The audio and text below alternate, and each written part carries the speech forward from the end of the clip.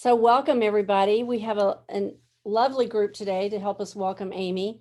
A few logistical details to get out of the way. I'm Kathy Davis, Davis Creative Publishing Partners.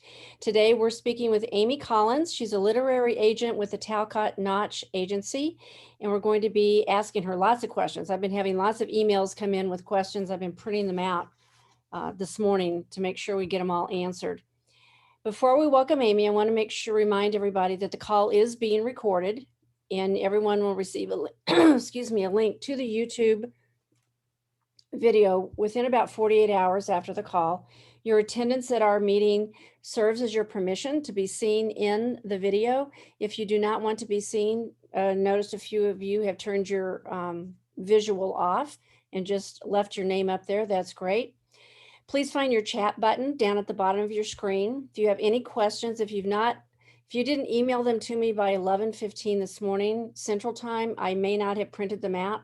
So drop those into the chat box and Julie will help me make sure that we get those answered. And we promise to end the phone call between 12 and 12:15 so that we can all get back to the business of the day. Welcome, Amy. Hi. So Amy was last on, you were on one of our interviews a couple years ago. Time flies. It was about the time that Create Space went bye-bye and KDP emerged as Amazon's source. So it's been a short time since we've talked. But as you know, I follow you constantly. So Amy. Well, right back at you. I read everything you put out. Oh, thank you. Amy's an agent, as I mentioned, with Talcott Notch Literary Services, but I originally met Amy through her business, New Shelves Books. And is Julie still there? Not Julie, might have Julie. Yes. Julie Hoy. I'll be quiet. Who is it? This is Julie Hoy. Hi, Julie. I know. I was trying to remember the name of Amy, your right-hand person. Carrie? Carrie, thank you. Yes. Sorry to confuse everybody here, but well, Carrie's now the executive director of New Shelves, and very soon, I might as well tell you, very soon she'll be the owner. We're in the process. I'm selling the business to her. Awesome. Because she's younger, more hungry, and just better at it. She's just, I mean, I'm really good at selling books, but she's really good at the business side of things. I'm so proud of her. Yeah, we had her on as an interviewee a couple months ago. So we'll see if we can get her back in 2021 also. Amy is a USA Today and Wall Street Journal bestselling author. She is currently working with authors with expertise in business, history, personal development, and prescriptive how-to. I'll let you explain that in a minute. She is looking for manuscripts in sci-fi, fantasy, history, and historical fiction. You're also a columnist and a board member of several publishing organizations and a trusted teacher at publishing conferences and classes. She can be reached at amysadvice.com, and our follow-up email will also contain Amy's contact information. So welcome, Amy. Hi, Kathy. So good to see you. You look amazing. Thank you. I'm glad you're here, able to join us today from your your RV out in the desert. Yes, well, awesome. we're just south of Grand Canyon. I pulled over, and I will be getting back on the road after this and heading up to the south rim of the Grand Canyon. That is awesome. That's fantastic. So I'm going to jump right in here because we have lots of questions and lots of people on the call today. What is it that an agent does? An agent represents an author in all of their written and sometimes audio endeavors. When I sign a client, I do a number of things as their representative, but I represent them to the publishing industry. And agents can take on other roles, but their main role is I pitch an author to publishers, I negotiate the contract, and I am the go-between whenever they have any issues, not just problems, even positive interactions between them and the publisher that isn't editorial when it comes to the business side of things. Because I've been selling books for almost 30 years, I'm very good at convincing people to take a chance on books. But my job is also to make sure that they get every dollar that's coming to them, and that none of their rights, that nobody does anything with their books that they don't have the right to do. So I'm a negotiator, but I'm a big sister watchdog. Some editors take on a very strong editorial role. They will work with their clients and get their manuscripts ready for publication. I do not do that, although I do mark up manuscripts like crazy with lots of notes. But I do not, you don't want me as your editor any more than you want me as your dentist or your plumber. Keep me away from that stuff. I'm very good at spotting when something needs to be done, but then you need to go take care of that. But I am good at platform. And so as an agent, my strength is I help my authors with their websites. I help my author with their marketing, their social media. Because the more you sell, the more money I'll make in the end of the day. So it's in my best interest to make sure your website looks awesome. And I can help you with that. Mm-hmm. Your social media is wired up tight, and I can help with that.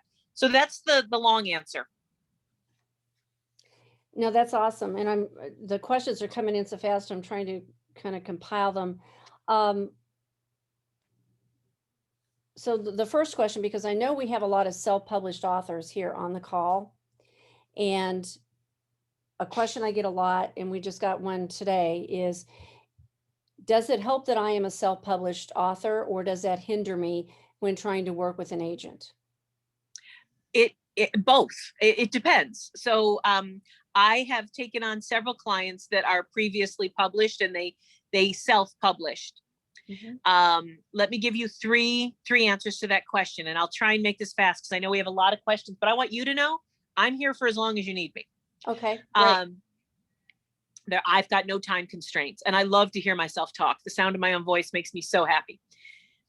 If you published a novel or a nonfiction memoir, like a narrative nonfiction, and it didn't do very well, and you only sold maybe 1,000 copies, through Amazon and the bookstores, because unfortunately editors can't see the copies you sold out of your own trunk. Your sales have to be marked somewhere on BookScan. So a narrative nonfiction, or like a memoir or a novel, and it didn't do very well, you're fine. Don't worry about it. If you're a very talented writer, I can take your next book and sell that, and it doesn't matter that you're self-published and you only sold maybe 1,000 or 2,000 copies. But if you wrote a novel and it did very, very well, maybe you sold 8,000, 10,000 copies. And you self-published, I can take that to a publisher and maybe sell that exact same project. And I have done that. If you were asking about what prescriptive how-to is. If you wrote a nonfiction book that is about finance, or is about how to take care of a dog, but a how-to book, mm-hmm. a business book, and you self-published and it didn't do well, that's going to hurt you.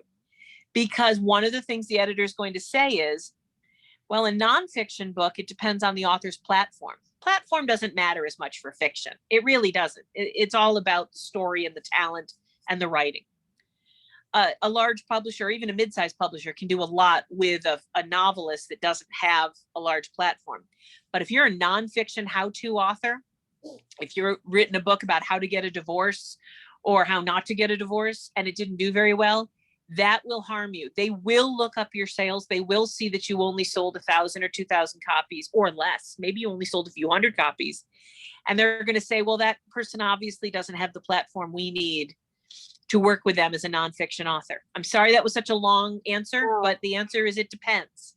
Well, and I love the part about creating that platform. A lot of authors skip that on the self-publishing side, and it's something that we also reiterate quite a bit and try and help our authors with, in that it's your way to step above the fray, to help yourself stand out and be noticed and get noticed and have that following. There's a Alan somebody with Wiley and Sons that has a blog, And right now I can't think of his last name. And he point blank, he's an agent with Wiley and Sons, which is big in nonfiction, especially for business. And he was saying that he'll watch Amazon sales and watch LinkedIn and watch Facebook and watch for how self-published authors are marketing themselves, because that takes a lot of the work off of his plate, and it makes it much easier for him to help promote them. Yeah. And for those of you saying, well, isn't it enough that I have this expertise and that I wrote this book? There are lots of people who have expertise and write good books. There are a million good books out there. What we don't have is a lot of successful authors that are willing to push themselves. Now, for those of you who you're hearing the word platform, what we mean is, how big is your readership? How big is your mailing list? How big is your fan base? How many copies can you sell to? Are you out there speaking? Are you at conferences? Are you on boards? Are you famous for what it is you know? And if you say, well, that's not fair, I know it's not fair. I'm sorry, but if you want to write a nonfiction prescriptive how-to book, you kind of got it. If you want to be Susie Orman, then you have to be Susie Orman. Susie Orman wasn't created. She created herself. Exactly. So I'm trying to get to some of these with bookstores and libraries being closed, mostly to book signing. How can you compensate for in-person events? Well, there's almost all of the bookstores and libraries have shifted to online events. And there are like Anne Lamott and Hank Philippi Ryan and some of the authors that I love and read and know personally. They're seeing and getting and making more money for bookstores now than they ever have before, because they are doing these events and these books are selling like crazy at the online events. Get familiar and get comfortable with technology, because I don't believe that's going away. You now can do an event at a mystery bookstore in Delray Beach, Florida, even if you're in San Diego. That's awesome. There's wonderful silver linings to everything that's happened in the last year. It's a much more of the global connect is much tighter, is what it's easier to reach around the globe. Another question is, does selling on your website count, or just Amazon for publisher context? I think, Carol, that probably refers back to when we were talking about how many books you've sold. Yeah. There's something called Nielsen BookScan. The Nielsen company, you may have heard of it, because they also track television, the Nielsen ratings for television, you may have heard. They excuse me, someone's calling in. I am just going right back to Zoom. One moment. I may have disappeared. Don't go away. All right. Can you guys see me? We can see you. Telemarketer from Saskatchewan. Sorry about that. Nielsen also tracks music and music sales and book sales, and we live and die in this industry by those numbers. There are the top houses, they will not even consider an author who's already published unless they've sold 10, 15,000 copies of their first book. It's actually easier to be a debut author without any sales. So if someone is listed through Ingram, is that included in that Nielsen report? No. The only thing included in BookScan is if it's sold through a retailer. So a bookstore, Walmart, Amazon, your local independent probably, I'm sure, reports to BookScan. But if I buy my books from Ingram at cost and then sell them through my website, that's not going to. Nope, absolutely not. Sorry. Okay. They want to know about retail sales. Now, let me tell you a very short story. I have an author who was published by Source Books, and she recently became a client of mine. And she only sold a few thousand copies through Source Books. There isn't a house in the world that wants to touch that. And I took her on as a client because she has proof that she sold 10,000 copies to different companies. This company bought 1,000 copies, that company bought 1,500, this company bought 800. And within 10 sales, she sold another 10,000 copies. Well, I can work with that. So if you have that sort of thing, great. But if you sold 800 copies yourself, that's not the kind of numbers that a publishing house is looking for. Gotcha. I know we work with a lot of speakers and consultants and trainers, and sometimes speakers will say, Kathy, I need, 300 books in Dallas the week of such and such. And what I've noticed is happening now is I'm getting those emails 6 to 8 weeks in advance of a conference, because the conference may still be online, but the books are still being shipped to the conference organizer, and the conference organizer is then sending those books out to each of the individual attendees. So there's a lot of books being bought and sold that may not be coming straight through, the Nielsen part. So to hear that if you have a way to account for that, Yeah. that might be taken into consideration. Yeah. That's And awesome. it will be. That's awesome. I'm looking through some of the questions to make sure. So one of the other questions I want to make sure we talk about is, what does an agent not do for me? What are some of the requests or expectations that you find people have who want to work with an agent, but that's not really part of your bucket? And I will speak for all agents, for a few of them, and then I say, well, here's a few things I don't do. Mm-hmm. Agents are not writing coaches. You're writing your manuscript for fiction and memoir. Now, I know we say that for nonfiction, you don't need the whole book done, but narrative nonfiction, such as memoir, you do. Memoir kind of gets shoved a little closer to fiction. Although if any part of your memoir is fiction, you'll get in trouble. So be careful that I said that. But we cannot, and we do not work with our clients, and we certainly don't work with authors before they're our clients, to help them get their manuscript from 70% of the way there to 90% of the way there. That's what an editor does. That's what beta readers do. That's your job. However, as an agent, if your book is 90% of the way there, I can get it to 95. I can work with you. I can absolutely get it the last 5% so that I can get it to the publisher and they can get it to 100. So an agent is not a writing coach. An agent also, for the most part, is not somebody who can make introductions. I'm laughing because I'm seeing all the people who are leaving. I'm like, guys, stick around. There's lots we do. An agent, I can't, as an agent, I can't convince a publishing house to take a chance on somebody who hasn't ticked the boxes. My job, what I can do, is show the publisher and convince them that you've ticked all the boxes. What are those boxes you're asking? Have you worked on your craft? Tick. Are you talented? Tick. Are you willing to do promotion and to do what you need to do? Are you willing to do what you need to do to complete the marketing and promotion side of the business? Tick. But if you say to me, I'm not willing to market, I just want to write, but I need you to convince a publisher I can't do that. I can help you tick those boxes, but I cannot get you a deal unless you're talented, unless you've worked on your craft, and unless you're willing to do the business side and the promotion side.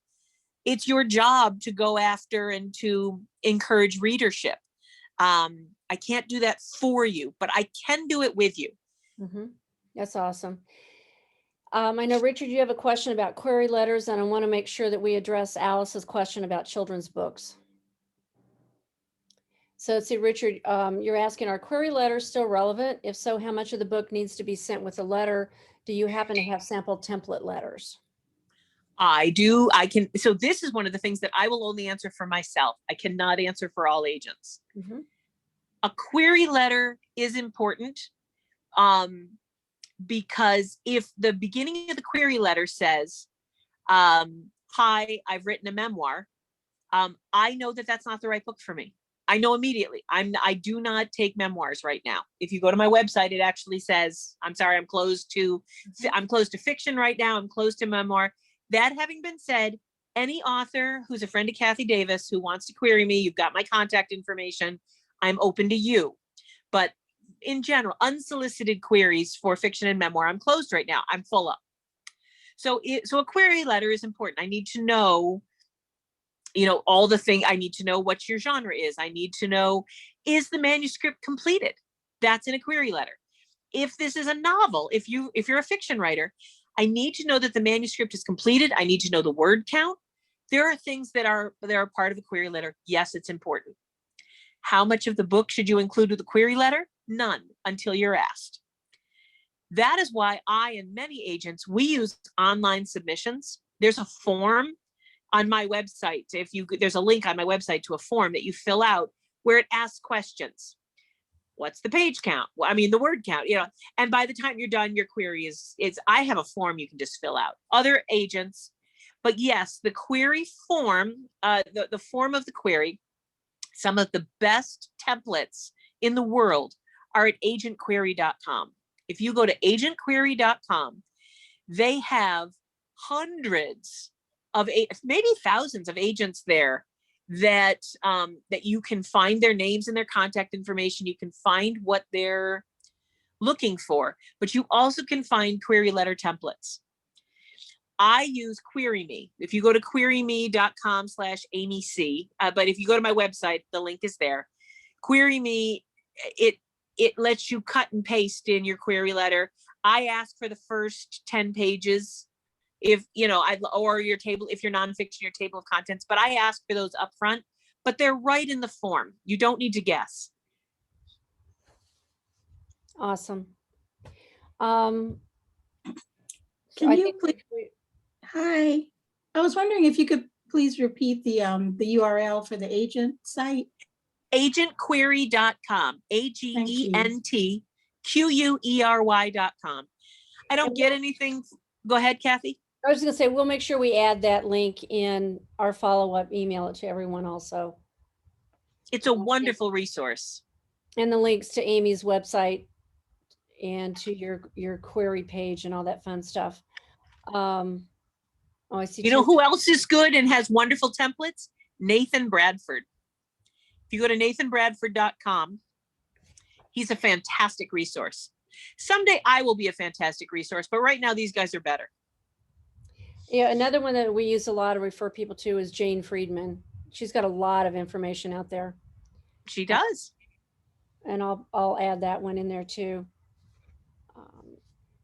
So let's see, we've got, Tim had to jump.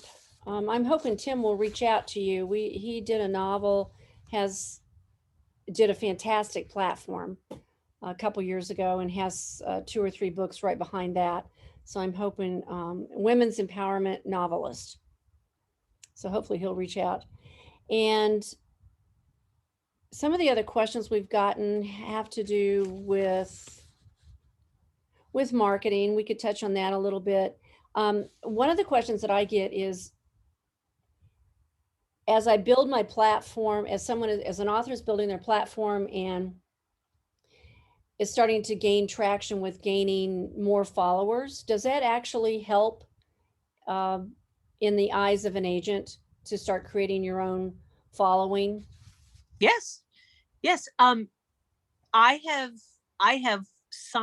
gotten deals for clients that it was 100% because of their willingness online to connect with readers, their tone, their outreach, their popularity on a particular platform. Maybe it's Facebook, maybe it's Instagram, maybe it's Twitter. It's not about what they put out, it's how they interact with readers. Has impressed editors at houses enough that they said, you know what, this author's got it. They understand. And it's been a part of what got them the deal. Awesome. Is there anything that will be an absolute turnoff for an agent? Lack of talent. If you're not good, I mean, and I'm sorry, but that is the first thing. Everyone's got great. There's so many great stories. I have over 1,000 queries sitting in my my inbox right now. Oh wow! And I go through 30 or 40 a day. I plow through as many as I can. But what happens is, let me tell you what is they pitch me a fantastic story arc. I'm so excited about this idea, and then I open the first 10 pages, and there's a million things. They've they clearly haven't educated themselves enough about the craft. The book starts with a dream. You know, the person's just waking up from a dream, or they're shifting their point of view in the first 3 paragraphs twice. There's so many. So talent is important, but also, did you work on your craft? For those of you who are nonfiction, I know you've got amazing expertise, but are you really a writer? You know, do you have content and information to share? That's great. But maybe you shouldn't be the one who writes it. Maybe you should get a co-writer or a ghostwriter. Maybe you should be the one who writes it, but you should work harder on your writing craft. Writing isn't, I mean, I got to tell you, I stopped writing books, even though, I mean, I'm published by Simon & Schuster. But I stopped writing books because I knew that I had a lot of great expertise to share, and I'm a good speaker. When I'm on stage, I can make people laugh. But I'm not a good writer. I'm not. I had to admit that. I'm not a good writer. I am a great storyteller. You want an analogy? I'm your girl. But I'm not a talented writer. And I don't have the willingness to work on my craft. I don't have the time, and I'm not willing. So if I know that, and I'm in the industry, I'm asking you to take the time too, because that's what will turn an agent off.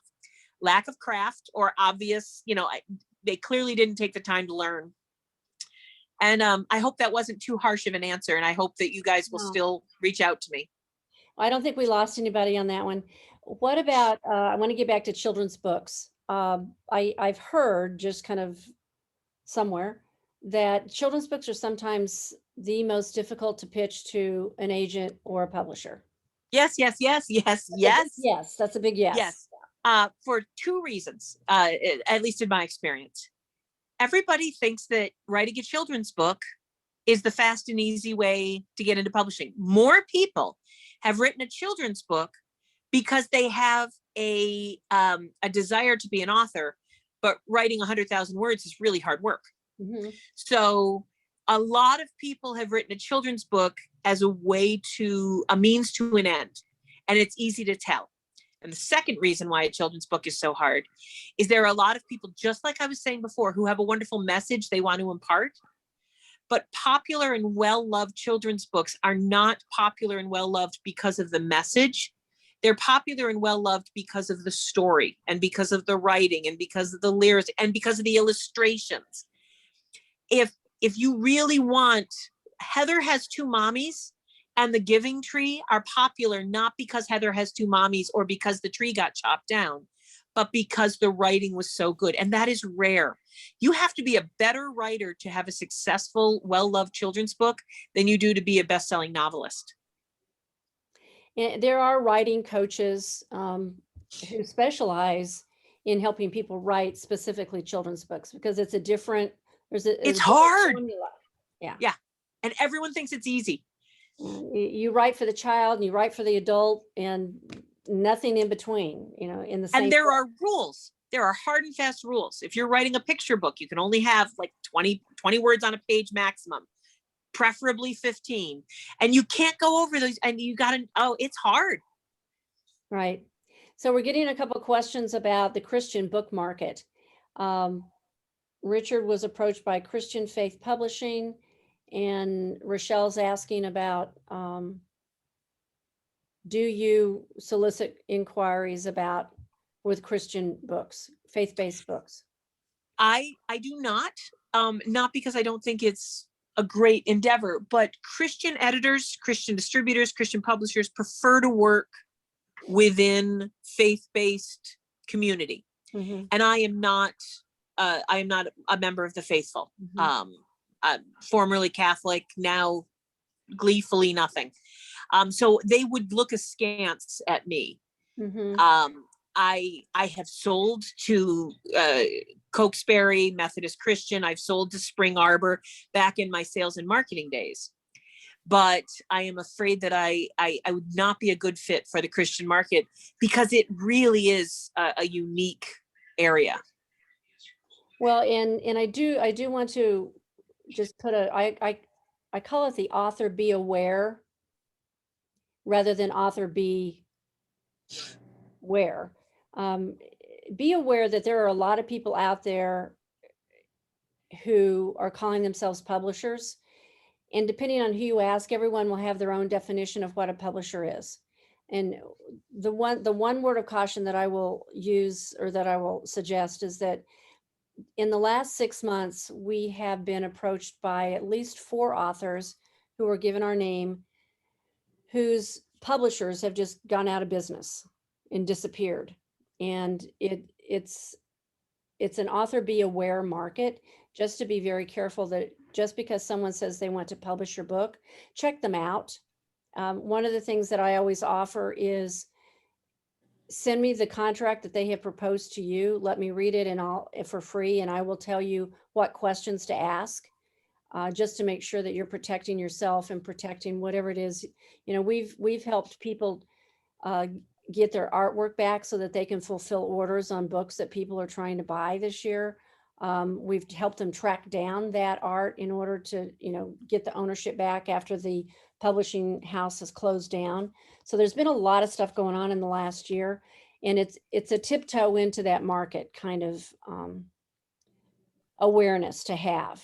There are a lot of legitimate publishers out there, and do your research before you sign with someone. There are a couple of very easy ways to research any publisher.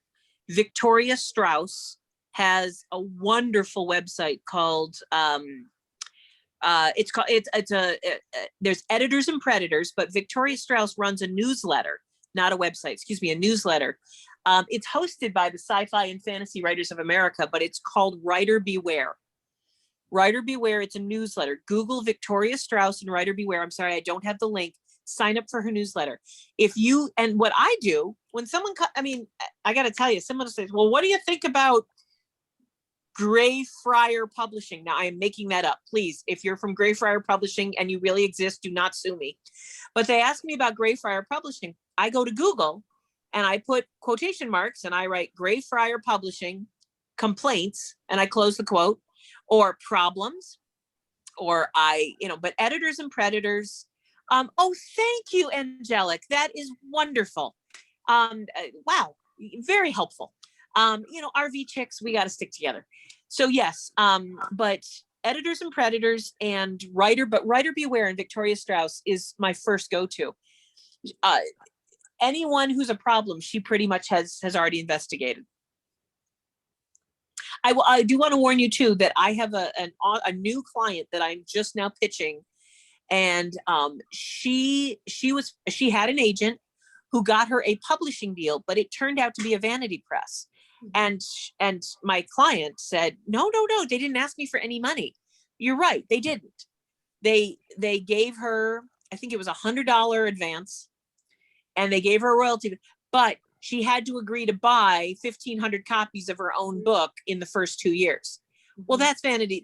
That's just a clever vanity press.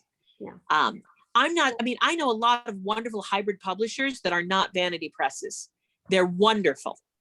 But if somebody is insisting that you put skin in the game, that does not necessarily mean they're a bad choice. It does mean that you're not being traditionally published. And to just be aware to ask and do that Google thing. And what's the name of the gentleman that wrote the fine print of self-publishing? Mark Levine. Mark Levine. That's another resource. Yeah. A great book. And I think there's a new issue that just came out. So, yeah. No, that guy, he's a good one to follow. We've had a couple questions about authors who write in a variety of different genres. Does that hurt you when trying to find a publisher? Nope. Not at all. That doesn't mean that one publisher will take on all your different genres. Mm-hmm. But I love prolific authors. One of my clients, her name's Carolyn Dunford. She's over in Scotland. She writes cozy mysteries. She writes thrillers. She writes sci-fi. She's got some YA novels, just coming of age novels. She writes, and she writes under different names sometimes, but not always. She has different publishers for, she's got one publisher for her sci-fi, and, she's with Hachette for her thrillers, but she's with, and it just depends. It's a wonderful, an agent would be thrilled with that because that just gives me more to work with. But I have to tell you, you'd better be really talented. It is very, very hard to learn, especially commercial fiction and genre fiction, to learn all the rules of sci-fi and then turn around and learn all the rules of thriller and then YA, because they're all different forms. Exactly. So I was kind of looking through the questions here. Are there any particular, we kind of mentioned this in the intro, but are there any particular books that you are specifically looking for right now that you know publishers are looking for? I have had meetings with agents, and I am always open right now based on meetings with editors. I'd love to take a look at any cookbooks. I'd love to take a look at any novels that take place in the early 20th century. Gold Rush books, late 1800s, early 1900s also works for me. I am not looking, nobody is looking right now for World War II, for the love of God, we're done. I know we're all seeing all these World War II books coming out, but they were all sold 2 years ago, and World War II, please, let's give it a rest for a minute. We've had a nice 10-year arc for World War II. Let's leave the plucky heroines alone for just a while. Yeah, so I am looking for, cookbooks are very popular, lifestyle and entertaining books, gardening. And when it comes to novels, again, a lot of people, thank God, we're finally at a point where we are trying to right some of the wrongs of our past in an industry and give the own voices, LGBTQ and Muslim voices, and to give writers from other cultures a shot. If you've got that, you're in a really good position right now. So Deborah's asking, she's been approached by by a group who wants to submit her book to the London Book Fair, and she's concerned that it's a scam. It's not a scam, but it's not a great idea. I know exactly who you're talking about. It's not a scam. People take books to the London Book Fair. I want to be very clear that if you are going to the London Book Fair, and if having your book displayed at the London Book Fair is a great idea, if you are going there as well to take meetings, or if you're sending someone there to take meetings. Spending $800 or $1,200 to have your book stuck on a shelf somewhere with 400 other books is not a great use of your money. It is not a scam, but it is not a good use of your money. I do the same thing, like library mailings and bookstore mailings, not a scam, but only do it if you're also out there pitching bookstores and libraries. It's a tool. And buying a shovel isn't a scam, but if you have no intention of digging a hole, you just want a hole dug, buying a shovel isn't enough. It's just a waste of your money. Gotcha. So I just want to remind everybody, to make sure you get your question in the chat. We're going to start winding down a little bit. Amy, I know that you said you had a gift for the attendees, and one lucky attendee in particular. Well, do you want to remind me what that was? Certainly. I have, you've put together a list of tips for a successful submission. Yes. And a template that you're offering as a free, and you'll be offering a free consultation on a pitch and a first page review for one lucky live audience attendee. Yes. A 20-minute consult where then you go away and you do everything we talked about, and then we chat again. Yes. Thank you, Kathy. I'm sorry. That's okay. I'm glad we got it. Let me tell you. So I'm going to, the way we've done this in the past is the first person to type your name into the box, into the chat box, will get Amy's free consult, 20-minute. Wow. So it looks like Jenny, you are fast. Yeah. And Deb Weltman. So we're going to, we had like 3 in at 12:13. That's pretty funny. We'll copy the chat and make sure that we get you connected with those people. And if you have a link to your list of tips on your website, we could share that with the group. That will be to everyone. And you know what else I can do is, after I meet with Jenny, and I hope I'm pronouncing it right because the spelling might be a little, I'm hoping I'm not messing up the pronunciation. Good, yeah. Anything that not without sharing anything personal about her book, but anything that comes up from that share, I will write up and share with everyone. Okay. And for the We'll make people sure. who are asking me if they can hire me personally to help with some of this stuff I've been talking about, I'm afraid that I'm not allowed to do that as an agent. There are actual organizations that I've made commitments to that I do not hire myself out for cash.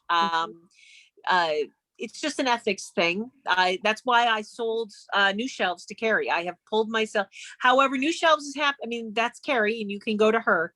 Mhm. But this is a new world for me where I can only do stuff on commission for my clients, or else it's a little sleazy. Agents, I'm not interested in walking that in crossing that line. So you get paid by the publishers, correct? Yes. You get a commission. Yeah, what happens is if I sell a book for $10,000, I get 15% of that, and my client says, Amy, you get 15% of what you sell the book for. That's So all. I don't get any money up front. I've been working as an agent now since July, and the first few months there was no, it's the first several months, no money.